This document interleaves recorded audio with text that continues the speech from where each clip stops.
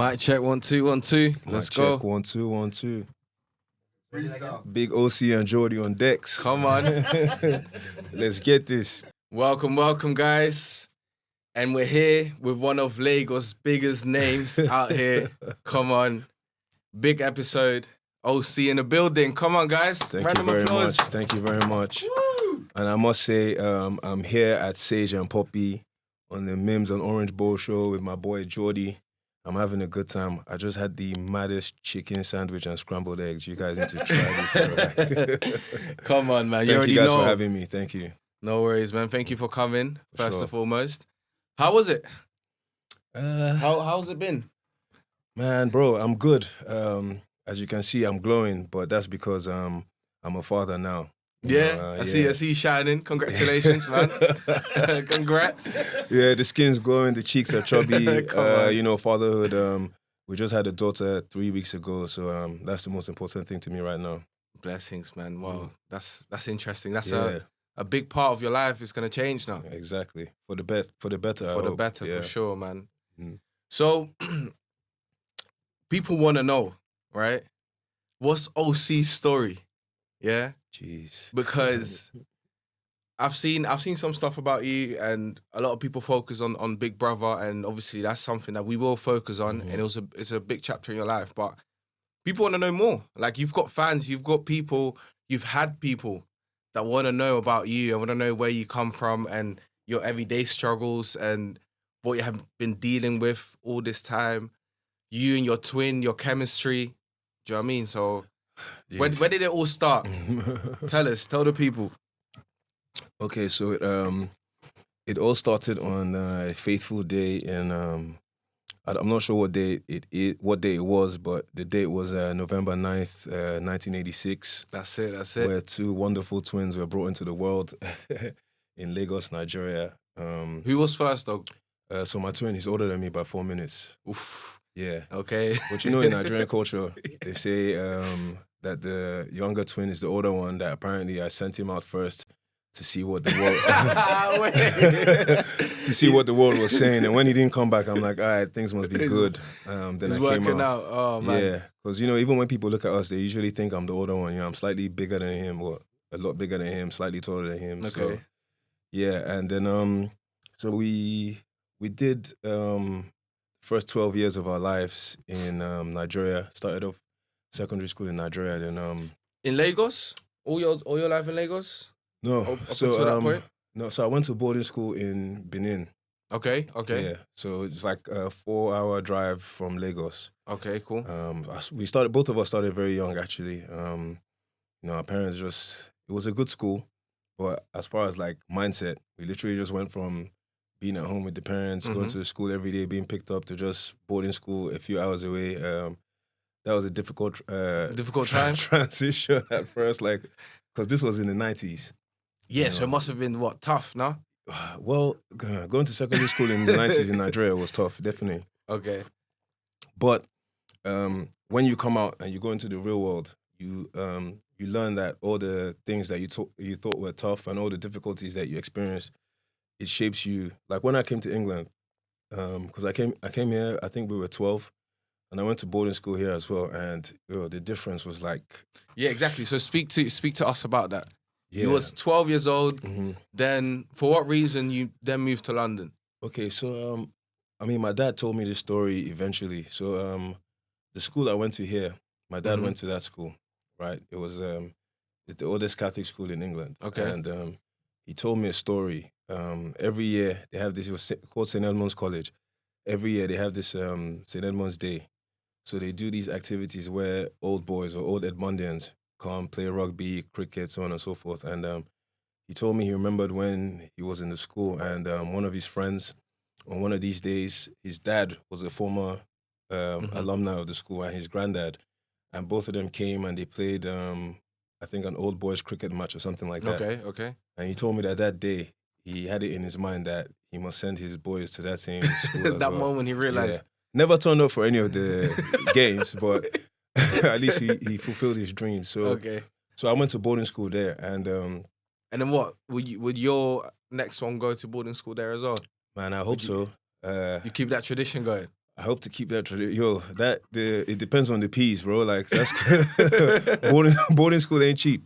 You know, that's one of the reasons why. Yeah, it's not, and I still respect my dad till today for being able to handle that. But so the first thing I noticed was just the culture shift. It's not like now where you have access to social media. Okay, and all these This things. is like, what 90 what 90. So this is 2000.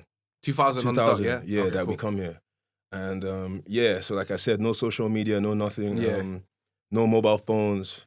Because I remember even when that summer when I finished school in Nigeria, we came back home. My parents are like, okay, look, we're moving.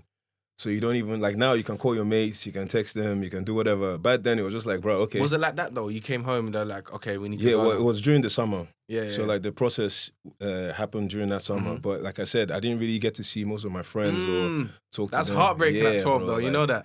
Yeah, I'm telling you, like, but it's heartbreaking, but you're excited because, you know, in Nigeria then, to move to UK, US, wherever it was like a big thing. Yeah, so that excitement was there, you know, because I'm used to seeing like McDonald's, all this stuff on TV. It's like, now, okay, we're living it. So came here, like I said, transition was different. Even the way I spoke, everything was just different. Like certain aspects of the culture that was normal here, like, you know, even silly things like, let's say you fart and someone's like, oh, Ocee, you smell. Like, it's a joke. Yeah. But I come from Nigeria where if you tell someone you smell, there's no joke about that. Like, you know? Or you crack a joke, someone's like, oh, shut up, Ocee, you're not funny. But in Nigeria, you're telling him to shut up. That's confrontation. The disrespect is different, isn't it? Exactly. Yeah. So I had to start learning tiny nuances like that. You know, obviously here there was no... you can't get physical. Teachers can't get physical with students. Students can't get physical with other students. So a certain type of bullying is automatically eradicated. What, you're saying they go a different level? I'm saying here there was none of that. You know, you do something wrong, it's like, okay, detention. Yeah. You know, 30 minutes detention. You don't do your homework, the same thing. Bro, it's like it works if you it works, but it's not what I was used to. What I was used to was the opposite. You don't do your homework or you disrespect somebody, you already knew what time it was. You know, I don't want to go into too much of that because I don't want it to seem like I'm putting the Nigerian system down. But that was just what we were used to. That was the culture. It was also a different time, innit? Yeah, it was definitely a different time. But Nigerians are very big on respect and traditional values. So like, you could be older than me, but if you were in a class higher than me, automatically I had to respect you. But from an individual perspective, maybe not so much. And once you're older than me as well, that respect level comes. So yeah, it was. So when I came here, things were just easy. Like even what people used to consider to be bullying and things like that, I was just like, yeah, you thought it was like a like I'm no names, but I remember one time I was in class and one of my guys, he was just being a nuisance in class, and the teacher, like... Is this in the UK? Yeah, this is in the UK. The teacher hit his head with a book. The teacher hit... Yeah, it wasn't even anything major, like just a tiny, this guy... But like that, like... Yeah, like that. You know, like this guy went mad talking about, I'm going to tell my parents we'll sue the school, this, that, this. The teacher was forced to apologize. And obviously, I've just come. I'm there looking at this like... Wait, where was this your friend from? My friend, he was British. This was in my school. In England. No, I got. Yeah, I was just like, you can do that. So of course, like, I mean, I was a bit of a nuisance when I got there. Like, I mean, I've always been a good kid, but there were just some things that I'm just like, what's the worst that could happen? Detention. Yeah. So you just get relaxed about. What's the worst that you got though? You got detention. You got isolation. Or did you behave pretty well? Again, this is what I'm saying. Like, if I say these things, you guys will laugh. Like, so the main punishments we used to have was, we had two punishments. You could either get a Wednesday or a Saturday. Detention? Bro, it even sounds crazy saying it. Like, yeah. So a Wednesday detention was like, it wasn't like, normal detention is like during lunchtime. You go sit down in a room or whatever. Like, Wednesday was for like, naughty students, like in the evenings, they put all of you in a room and you have to do your detention. Yeah. And Saturdays was even worse because... that's not even a school day. Yeah, but I was a boarder. So having a Saturday meant that it wasn't much effort. Right. But if you were a day student, you had to leave everything you were doing and come in on a Saturday for a few hours. detention. So like those were the harshest things then. Did you get a Saturday detention? Yeah, I did get a Saturday detention. You look like he's got a couple of those. No, like I said, I was a good kid, or I was a bad kid that didn't get caught too many times. Okay, cheeky. Yeah, because I remember my first week in the boarding school. Actually, my first friend I met in boarding, I was a big wrestling fan. So was he. So I was on his floor. We were just doing some wrestling moves, that kind of thing. The teacher came in, went mad. I didn't even know that because we had 2 boarding houses. Like one house was on one floor and the second house was on the top floor. I didn't even know you had to sign in, like write your name on the register to go to the other floor. So I was there without signing in, and then now we're kicking the walls and making all kinds of noise. The teacher comes in, goes absolutely nuts. So I think first week I'm in trouble. My parents are, this guy just gave us a book, told us to write lines like, I will not come to this 100 times. I will not do like, this again. Is this, life is going to be easy. Okay. Yeah, so that was it. Like, because I was used to writing lines in primary school, so to be doing this in secondary school. It was a joke, you're saying? Yeah, but what I would say is being in that school changed my life and the way I interact with people, because all of a sudden I've gone from everybody around me being Nigerian, speaking broken English, talking Nigerian for the most part, to now I'm in this school. My first roommate was where was people from actually? Like different countries as well? That's what I'm saying. My brother's first roommate was Spanish.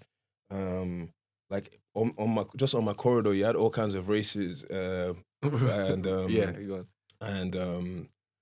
no, not racist. Yeah, all kinds of races and personalities like Chinese, Russian, Korean, Mozambique, Swaziland, all kinds of people. And because we're kids, normally you're not thinking about race and all that kind of stuff. You're just interacting with these people on a daily basis. So you're exchanging cultures, exchanging ideas. You have no idea how when you grow up as a person, it just makes it easy for you to settle down in any environment. Yeah, you're easier to adapt. Exactly. With different people, different cultures. Exactly. I could meet somebody from Russia, like I would at least have something to say, even if it's to name a football team. Yes, and then you get, stuff like that. So that definitely helped me a lot as I've gotten older. Before I was in Nigeria, everybody was Nigerian. So I was there, then from there I went to University of Hertfordshire. Yeah, how was that then? So you stayed in school till what, 16? 16 or did you do no, I did A-levels as well, I did my right? A-levels in that same school. In that same school? Yeah. You stayed there from what, from 12 to 18? I was there for 5 years. Okay. Okay, so the thing was, like, when I left Nigeria, like, if I had stayed on my course, I would have been going into my GCSE year at, 12, 13. Exactly. Because I started school in Nigeria very young. I think I was 9 years old.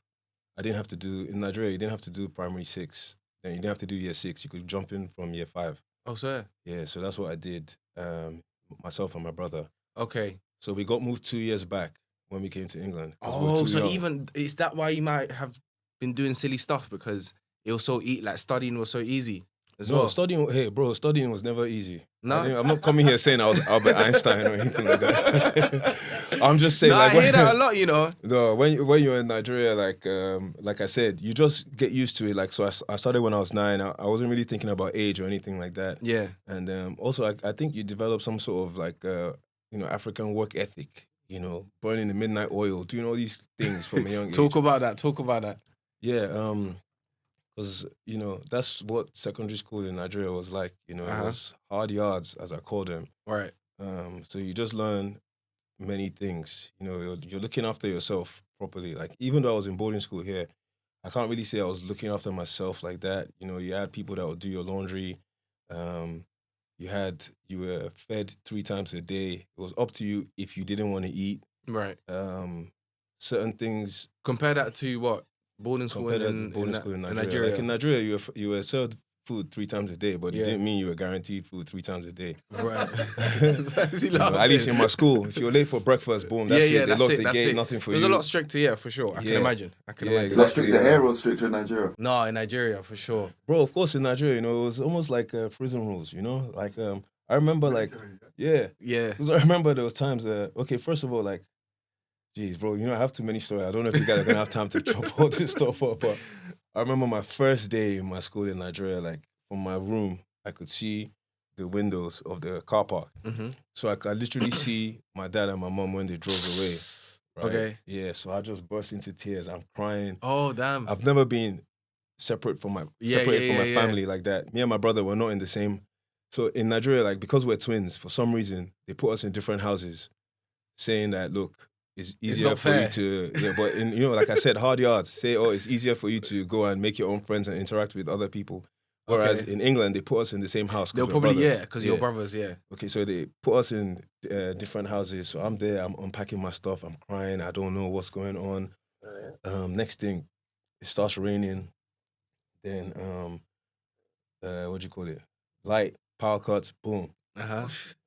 So I'm there, I'm terrified. I got my little torchlight, unpacking my things. Next thing I just hear like the sounds of like somebody whipping like whips or against the wall. Mm-hmm. Boom, boom. And I just hear this guy screaming, everyone go to dinner right now. Boom, boom. If I catch you, I'm going to do this, blah, blah, blah. So I'm terrified. I'm like, what's going on? Who's doing that though?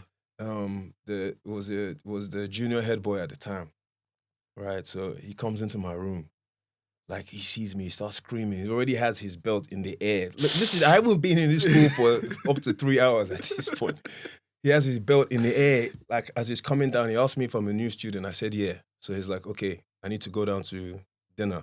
Mm-hmm. So I'm like, okay, I rush. So by the time I get to dinner, the last of the year 7s in my house are going in. Mm-hmm. So now I become the first of the year 8s. So now I'm the only year 7 on my table. 6 people to a table. So that was where my first tragedy started from, because I remember for breakfast they'll serve us this loaf of bread. Like, that was it. Like, if the whole ref was quiet, they drop your bread, boom, thing echoes. That's how hard the bread used to be. Oh, damn. Yeah, like one of those long loaves, right? They divide one into 3. So they always, because I was the youngest, they always gave me the hard, crusty parts at the end. Yeah. Same thing when we eat, bro. Like, so, I never used to get my protein, nothing. Like, but, yeah. So what you're saying is everything gotten easier since then. So going from Nigeria, boarding school there, then moving to the UK, you're saying, okay, it's slightly easier here because of obviously the culture and the way people, the teachers, the way the teachers move and stuff like that, right? No, only easier from a perspective of like not going through those type of things, but less tougher, you would say, no? Yeah, but like your life challenges and things that you still go through as a young boy don't change. Just the environment that changes, right? You know, and obviously I came here with a more hardened mindset because of what I've been in Nigeria. But can I ask you a question? Yeah. Do you think the reason why your dad, why that was, you know, like the whole going to that kind of school and coming from a relatively successful family, it was important because what could have happened that you could have ended up being soft. Do you understand what I'm getting at? So maybe sending you to that kind of school gave you a different perspective than maybe the family you came from, or... No, bro. Actually, I went to one of the best schools in Nigeria at the time. Believe it or not. Yeah, so when I'm saying it's tough, I'm not trying to like down the system. That was just what going to secondary school in Nigeria was like. That was just it. Like, it was way worse in other schools. You know, so like the school I went to, there's lots of prominent families and things like that. So it's not like it was a terrible school. It was a good school, but these are just my own experiences I'm telling you about. Cool. And then you moved from obviously boarding school here to uni. How was uni? How was the experience of uni? And why did you and your brother go to different unis? Okay, we were both supposed to go to the same uni. I don't remember what happened last minute, but it was very, very tough for me, first of all, because that was the first time both of us had ever separated from each other. Well, you guys both supposed to go to what? What uni? Hertfordshire. Hertfordshire. And then he's the one that left, that ended up going to a different one. Yeah, last minute. I don't remember. It was such a long time ago. I don't remember what happened, but something with his application or something like that. Anyway, He had to change uni. So it was very tough for me because obviously, like, nobody What goes through your mind? Sorry to interrupt, but what goes through your mind? Because you're thinking, cool, uni, my twin, you know, it's going to be good. You're always going to have someone there. And then all of a sudden you hear, okay, he's going somewhere else. You're like, oh, man. Well, now, what was going through your head at that point? Okay, well, luckily he went to a university that wasn't too far from where I was, but not much went through my mind at the time. You don't think of the challenges until you face them, right? You know, because like Me and my brother are both nobody ever believes this, but we've always been both very shy individuals. But yeah, you don't realize how much it affects you because we've always kind of had each other. You know, when you're a twin, naturally people are just drawn to you and stuff like that. Yeah, that's true. Yeah, so this times we're separate. Yeah. I'm having to First time ever? Yeah, first time like not being in the same.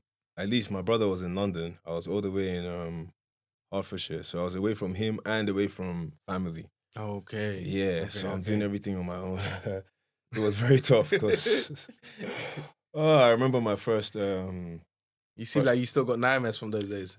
Yeah, like in a way. It was what, 3 years, right? 3 years. No, I don't. Look, my uni experience wasn't a nightmare. I'm just talking about the first part. First couple of like months. The first couple of days, because when you go into uni, everyone's like, "Yo, uni is mad. This is when you can do this. Blah blah blah. You're free, etc. etc." Bro, not for me. Not my first couple of days. I remember my first freshers day. Actually, I went out by myself, bro. Like I said, I was a very very shy person. I didn't talk to one person. I was just in the corner, just like not even having the guts or the energy to even strike up a conversation with anyone. Fair. Bro, like, so to me, I'm looking and thinking, is this what my next 3 years is going to be look like? Yeah. Well, was this all because your brother ended up going to a different uni?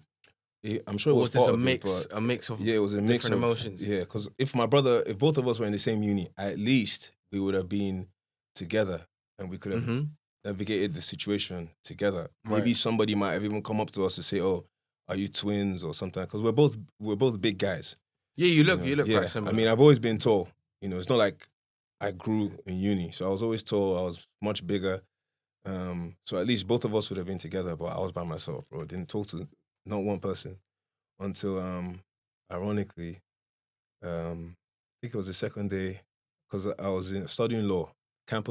Law campus was separate from the rest of the university, so I met this guy Rob from Norwich, and he invited me and somebody I had met to a house party at his flat. Cool. And I remember that's how you meet people, yeah. Yeah, I wasn't an alcohol drinker. I tasted alcohol, but I wasn't an alcohol drinker at the time. And I remember. But what? You're 18? Yeah, I'm 18. Yeah, cool. He gave me a bottle of what was this drink? Lambrini. I don't know if you guys remember Lambrini from back in the day. You don't remember Lambrini? I'm not sure. Yeah. Bro, so Lambrini, it looks like champagne, right? Same type of bottle, everything, but it's just sparkling Perry. It's like 5%. Then it was 99p for a bottle. Yeah. So he gave me one. He was like, he just saw this in Asda. He bought it. He gave it to me. So I was just drinking it by myself, just because it's sweet as well. Next thing I finished the bottle. But then I realized, like, there's something inside me. There's knocking. There's something inside. Like, all of a sudden, like, I'm interacting. But it's not your first time drinking alcohol. It's not my first time drinking alcohol, but I'd never drank alcohol to the point where it affected me. Yeah, I you tasted felt alcohol, like I said, but I wasn't like, drink to get tipsy or anything like that. No, this was my first time. And I got to the level that you want to get to when you actually consume alcohol, bro. I'm nice. I'm talking to people. I'm dancing. All three goals. And at the same time, I'm doing self-reflection in my head, like, whoa, is this me? And then, of course, I said to myself, I'm never going to go anywhere without drinking, like, none of these uni parties or anything like that. Yeah, no, I get what you're saying. Yeah. So I turn you into a completely, like, sociable person. Yeah. Compared so to don't get me wrong, I've never been an alcoholic or anything like that. But it just put me in a situation where... It sounded like your alcoholic journey or something. No. I've never been an alcoholic.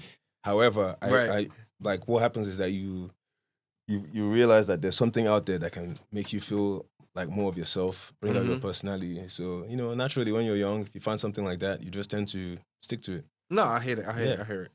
It happens to everyone, though. Let's be honest.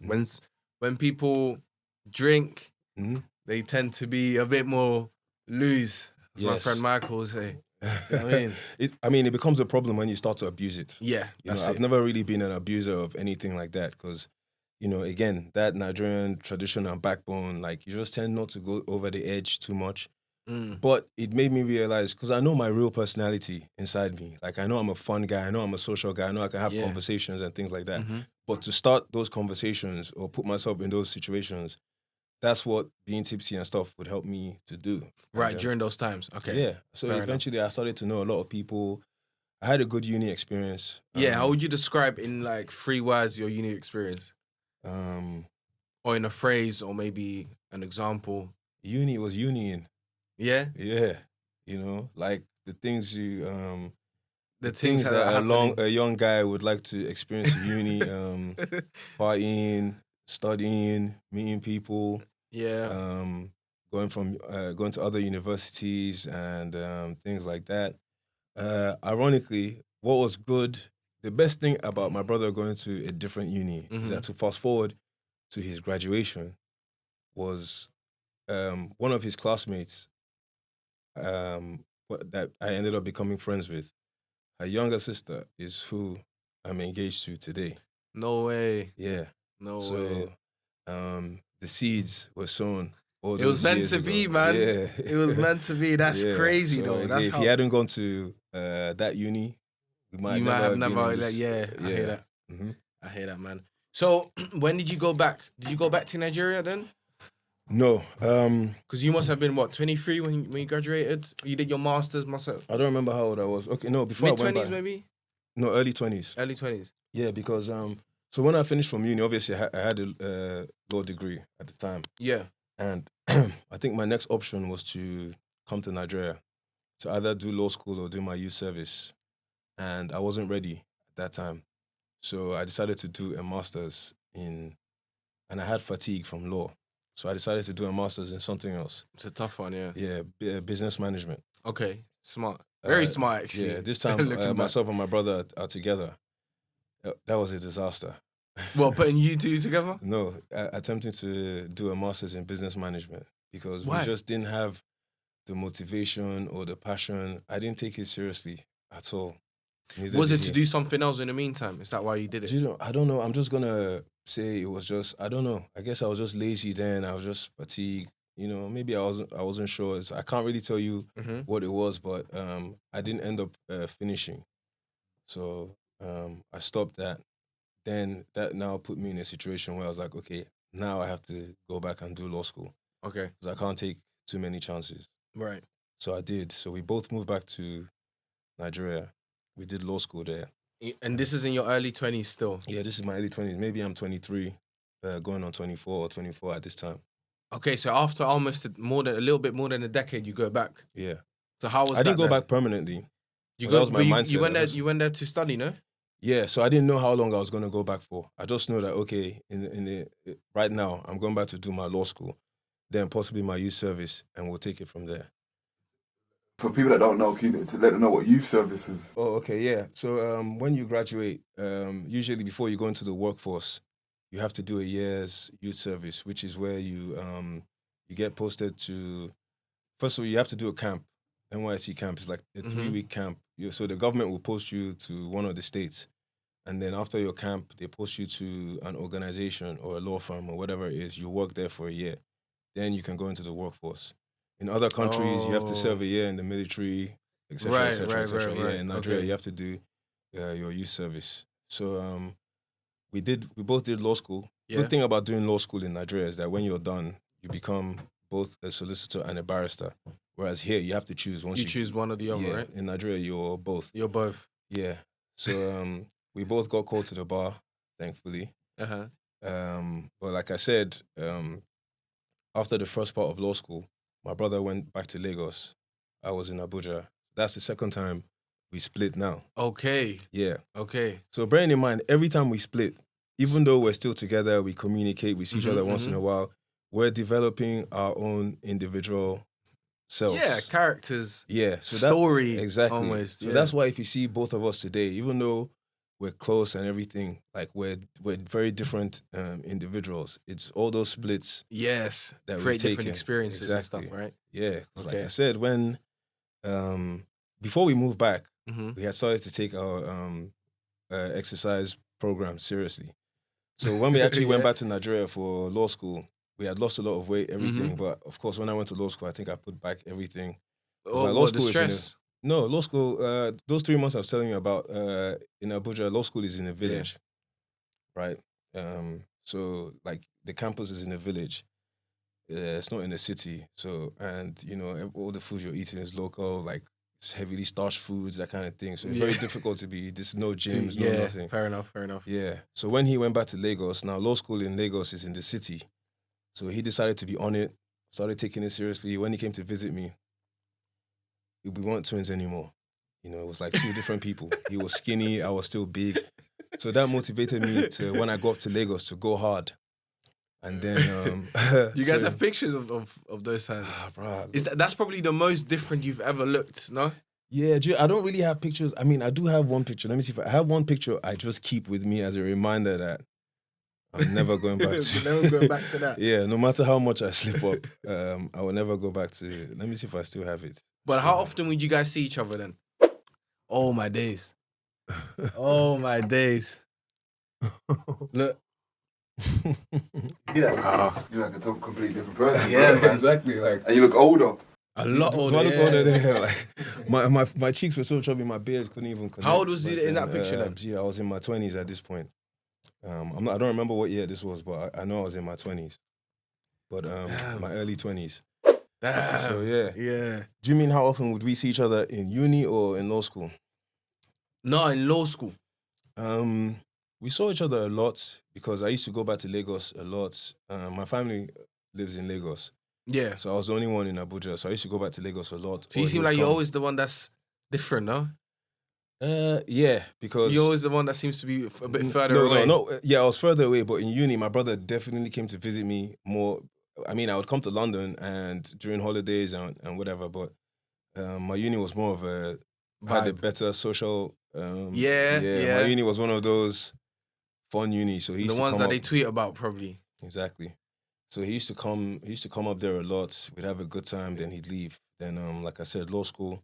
Mm-hmm. You know, Lagos is Lagos, so I used to go back a lot. And then we finished. So again, when we finished for our youth service, I went to work as a lawyer for a company. He went to work in a law firm. Okay. That's another separate. Another They're separation, two different worlds. Yeah, completely. Yeah, because when you're working as a lawyer for a company, you're not necessarily going to court. You're just doing legal work on behalf of the company. When you guys make these decisions, do you guys speak about it together, or you make a decision, he makes a decision, and then you speak about it? Or I mean, for something like youth service into and workforce, consideration? like you also have to accept the fact that you're twins. Mhm. You know, twins don't just go to a organization and then apply, and then because they give one person employment, they have to give both of you employment. Mhm. So those things, no, you just do what you have to do. But we still used to see each other every day because we're living together. So it's like I'll go to work, you go to right. work. Maybe afterwards we'll link at the gym, Yeah, whatever. We still used yeah. to go out together. Everything. We just work for different companies. Okay, so what would you say the state of Nigeria is right now? Would you advise people to go back after they've done their degree? Would you advise them to go somewhere else? Would you advise them to stay? What if you're a Nigerian? If you're a Nigerian, like in your position during that time, if you're that, let's say you're that right now. I would always advise people wherever they can to go back to Nigeria because there's like that's where you're from. You know, the worst thing that can happen to you is that you learn like if you leave Nigeria like I did when I was young. Going back there doing law school, doing NYSC, I got to understand Nigeria from the perspective of somebody in their 20s as opposed to somebody 9, 10, 11. Yeah. You know, it's different. Yeah. And if you go back there now, even older, especially if you already have a professional career or something that you studied in uni, you're now looking at it from the perspective of, okay, what kind of opportunities are here? What kind of, because if you're a Nigerian, what's the point in coming to study abroad or gain all this knowledge and experience and not be able to use it to help your own people? Help your country, help your own people, however you can. I'm not saying you have to go back there and make all the difference. Yeah. But you'd be surprised when you go back, you see like things that you learn here, how you can implement them there. And also things that you learn there, if you come back here, how you can implement them there. That here, yeah. Yeah. I mean, you guys can all see how Nigeria is growing now that we have exposure. Yes, completely. Yeah, you can see the type of talent that we have from music to film to everything. Yeah, we just needed a platform. And yeah, so I'll definitely recommend people go back. You can't look, people ask me this all the time. Right. Like, especially people that want to travel back. Mm-hmm. You know, like they're so, I don't want to say out of touch, but a lot of people don't realize what the reality on ground is until you get there. And you find a lot of people when they come back, they're like, okay, if you ask like Ryan now, for example, if you ask him, are you going to go back again? Of course. You can't It's go always good there. feedback. Yeah, It's always exactly. good You can't feedback. go there and say, okay, I'm not going to go back again. You know, there's always... Especially during December, right? Yeah, no, during December it's crazy. But I don't like to use December because December is more for partying and having fun. Don't worry, we'll speak about that later. Don't worry. Whereas if you go there during the year or other times, you're thinking more of like, what kind of investments can I do here? Like, what's on ground? What's available for me? So yeah, for sure, I recommend people go back to Nigeria. Okay, nice. I think that's good advice because a lot of people probably sit on the fence because they don't know what's like. Maybe they were only there when they were little. Yeah. But it's good to learn, no? Learn about your country, see what you can do. There might be a lot of opportunities that you didn't know were there. They might be there right now. Yeah, so, Nigeria is tough. Don't get me wrong. It's tough. But yeah, if you're a Nigerian, you can find opportunity there, definitely. Nice, man. So how do you balance everything, though? Being an entrepreneur, being an entertainer, having the degree that you have. How do you balance everything? Boy, that's a good question. Is it tough? Do you think about? Maybe you don't even think about it. Well, do I look like I balance everything? Yeah, of course, man. Because you've got something good going on. You've got a lot of things going on. We don't look like what we're going through. Put it that way. It's very difficult to balance anything. You just have to be consistent and just keep striving for improvement. Mm-hmm. Lucky for me, because I have, like I said, I'm newly a dad. So I have that family structure. So it like motivates me to want to do. I can never get too low, because even if I get too low and I'm looking at something I have to live for, like it just motivates me. It doesn't mean that it's easy, but I just know in my mind I can't give up. And then I've just learned that no matter what position you're in, only you can do something about it, whatever it is. There's nobody's coming down to save you, right? Nobody's coming down to save you. You might get lucky, don't get me wrong. Right. But usually luck is where preparation meets opportunity. That's it. So, it. Say that. Mm-hmm. I have to say that again. Yeah. Luck is where preparation meets opportunity. So as long as you're prepared. That's it, guys. Yeah. You heard it. Mm-hmm. So, like we spoke on the phone, right? We said that Big Brother was a chapter in your life, right? So let's go to the very beginning of that. Why did you choose to go on that, you and your brother? How comes you chose that platform to go on that at that particular moment? Okay, it's funny how I said luck is when preparation meets opportunity, because if I take you a few years before then, after our youth service and everything, we actually came back to England. Right. And we were both doing our masters in the same university. So I remember the last day, the day where you hand your dissertation in, which that's another adventure. How we managed to put that dissertation together. Before AI, before everything, yeah? Exactly. Like, I actually did my dissertation in 4 days, 3 nights. I don't know how. You left it till last, yeah? I left it till last. Because I went to Nigeria that summer for my cousin's wedding. Yeah, okay. Yeah, I was only supposed to stay for a few days. Ended up staying for God knows how long. Came back. I came back with enough time. But when you come back, like, you have to train yourself to get back into the groove. Bro, it's tough. Yeah. It's tough. And I never once messaged my tutor or anything like that. I never sent her anything. Oh, you had no feedback? I never spoke to her about anything because I hadn't done anything. So when I started, it was too late for me to send her anything. Because I felt like she was going to look at me like... Yeah, you're taking a piss. Yeah. So I was like, okay, I have to do this on my own. And your brother's in the same situation as you? Yeah, my brother's in the same situation, but we're doing different things. He's gone further than me, but me, So, like, I just said, okay, all-nighters. And that's what I did. So the last day, when we handed it in, I think it was due for 4:30 p.m. I handed mine like 4:20 p.m. Oh, my brother handed his like 4:27. Hey, like that. Like, but we made it through. So I was like, okay, let's go celebrate. Okay, cool. So we went out that night, And while I was out, actually, I got What approached. was your thinking about celebration? Like, just go drink something or Yeah, like just my Go- friends used to do. go have some fun? Yeah, like my friends used to do like parties every Friday. Okay, cool. Yeah, Well, house so- parties, yeah? No, like gee, what's the name of this place? Juju Bar in Oh, Chelsea damn. or something like that. Yeah. Oh, So we okay, just proper went there. celebration. Yeah, just go out, hang out with the guys, have a drink or two and have a good time. Yeah. So while I was there, I got approached by this guy. He told me he works for a film production company or something like that. But Yeah. wait, how does that happen? So you're celebrating, you're drinking, Literally, you're chatting rubbish. listen, I'm standing there like I'm talking to a girl. Yeah, right? literally, like I'm just having a conversation. Next thing, a guy. Spitting game, everything. Well, Huh? a guy taps me from behind. A guy taps me from behind and he tells me he works for a film production company. They've been commissioned by Channel 4 to do a documentary on Nigerians that have lived in the UK and in Yeah, Nigeria. but he must have been following you, man. No, so was he there told by- me by that accident?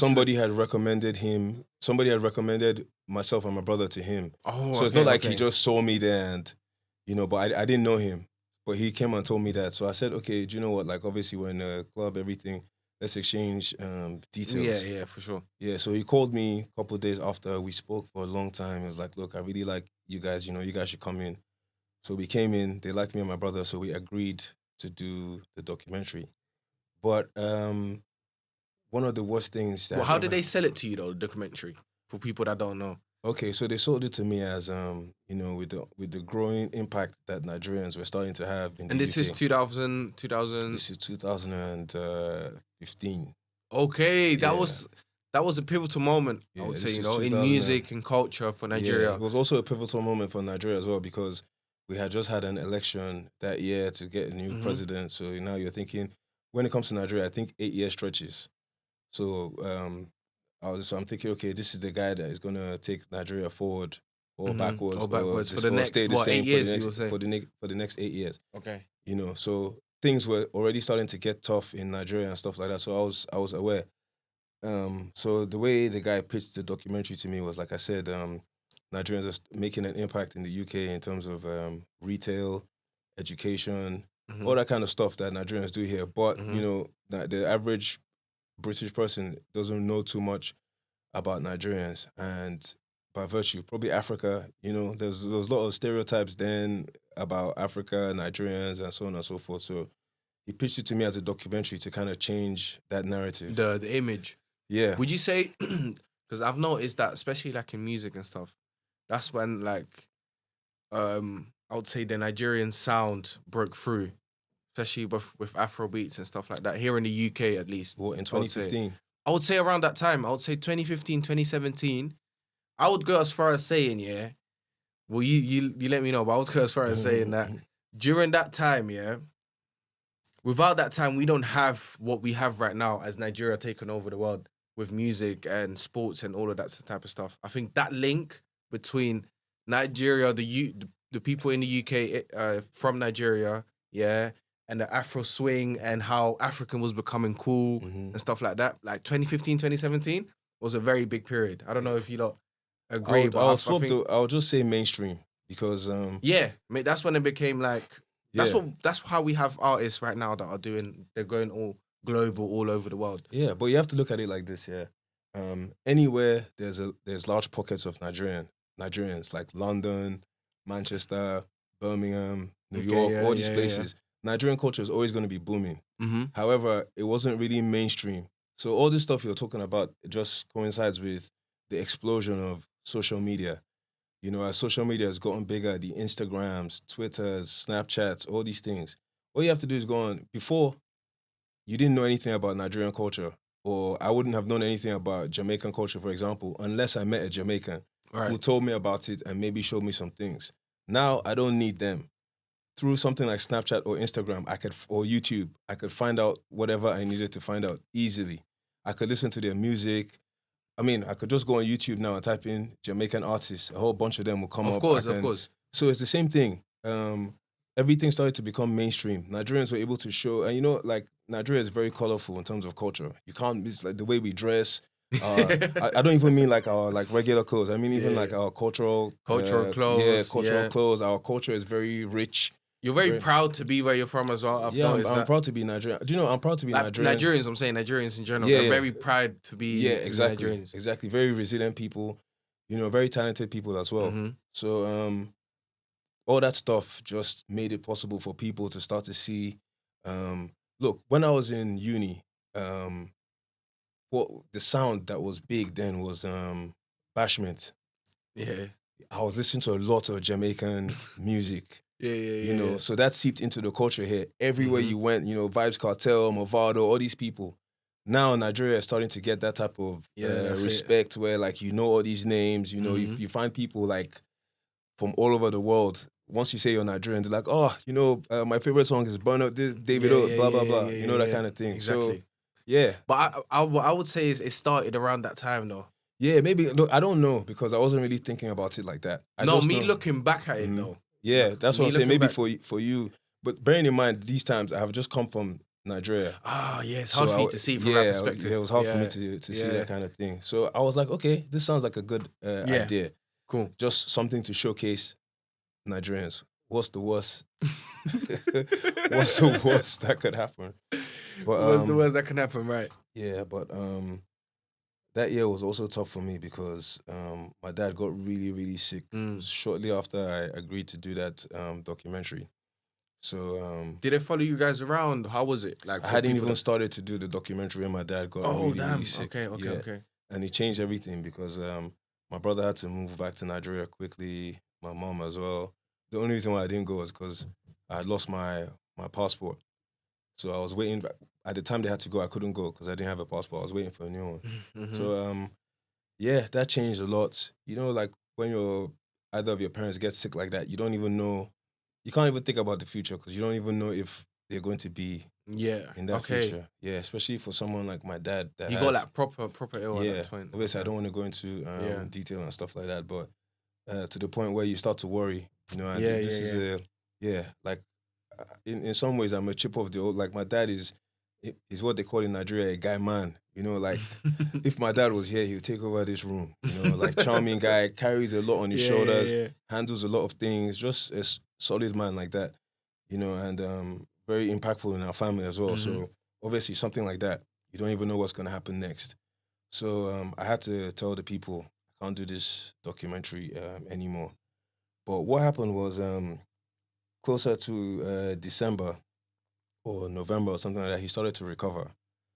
And then, in fact, I remember the day he came out from coma or something like that. That was the day I got my master's results, actually. Wow. So that was literally the first thing I was able to tell him that, like, even though I did my dissertation in 3 days, 4 days, I aced the thing, and I got a really good grade. So that was what I was able to tell him. So he was happy with that and everything. It was a good surprise, yeah. So obviously he started to recover. He was still in bad shape, but he was recovering. So I went to Nigeria that December. And while I was there, the director called me and told me that he was in Nigeria, that he was filming for some of the other people that were there. Wait, he called you? Yeah, he called me. Like because we used to chat. Oh, okay. And stuff like that. Cool. That's how I had to tell him I wasn't doing the thing. So he wanted to come and just do a small clip of myself and my brother at home, just ask us some questions, so on and so forth. So he came. Something light. That's what I thought. So he came, did the something light. Yeah. Brought the something light back to his people here. They really liked it. So they're like, look, we need these twins. So they flew us back in, actually, to complete the rest of the documentary, which we did. But I also remember just like... But what was the idea, like, for people that don't know or haven't seen it? What was the idea behind the documentary? So to follow you guys around to see what? Okay, so in like a documentary like that, yeah, they follow you around in... I guess it depends on what your narrative is. They follow you around in specific aspects of your life. Yeah, okay. Just mainly asking you questions, What is to be a Nigerian in London? Is that what they wanted from you guys? No, they wanted Nigerians that had lived in both places because they felt like those were the best people that could give an accurate description. Of the experiences and stuff like that. Okay. I guess me and my brother were perfect in that sense because we had pretty much done half and half at the time. So But like I said, I was also conscious. This is 2015. We just had a new president. The Nigerian economy is not exactly the best. People are suffering. People are struggling. Everything is tough. So I was very self-aware to not want to go into certain topics or just do certain things because I know how these things will be. Even though it's for a UK audience, Nigerians are still going to watch it. Are still going to scrutinize it the way they would scrutinize everything. So I remember even telling the director, like, just go easy on certain topics. I'm not interested in talking Right, about of certain course, things. of course. So that's what I thought we did until I had gone back to Nigeria. And I remember I was on my way out. The director called me. Right, he's like, "Ocee, you're not gonna be happy." I was like, "What happened?" He was like, "The title of the documentary just came out with a preview." Mm-hmm. So I'm like, okay, let me check it out. I checked it out. I was like, Jesus Christ, what is this?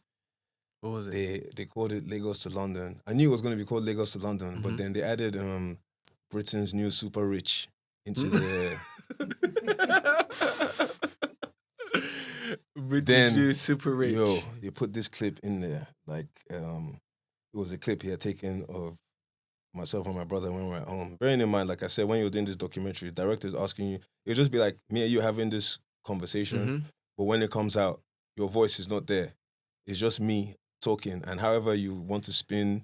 You can spin it anyhow. Yeah, so you can write like, do you think Nigeria is the worst place in the world? And find a clip where I'm saying something else, like, oh, maybe I said like I tasted this coffee and it's the worst thing in the world. You know, that kind of. It is. Yeah, exactly. Yeah, I know what you mean. bro. So they had this voiceover, like it was like these shows I've watched on E before. The guy was like, when the twins are in Lagos, they do this, they do this. I was just watching it. I was like, bruh, this is not what I signed up for. Like, I don't know what this. I wasn't even interested in watching the documentary at the time because I just thought it was going to show me and my brother in the wrong light. In the wrong light. Yeah, that's what I thought. And is a side that you didn't want to show Nigeria at the time because they weren't going through like a good time? Would you say? It's more about how I see myself as well and what I know to be my own reality. You know, which is like I'm just a regular dude that just does regular things. Yes, I'm fortunate to maybe come from a family with a good name and things like that. But I'm not trying to show myself as something I'm not, or just put myself out there in a way that will change the perspective and things, and then just not be like aware of the plight of people in the country that I just come from and people that I know. Like, so but if I did that documentary now, I wouldn't care. Why has it changed? Because honestly, does people know you now? Is that why? No, because honestly now, like I was thinking too much about what other people would think and how I would be perceived. But now I realize like it doesn't matter.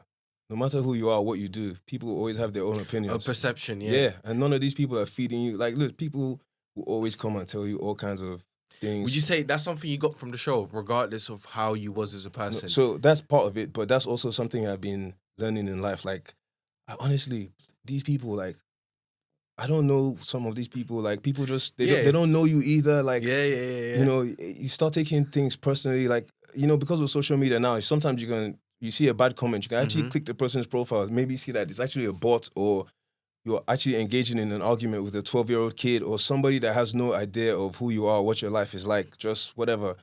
But at the time, I cared. So I was very careful with that. And so I didn't want to watch the documentary, but I did. And I remember watching it. I watched it with my uncle, my dad, my mom, some other family members. What did it show? So the first time I watched it, I only And what did you think it was supposed to show?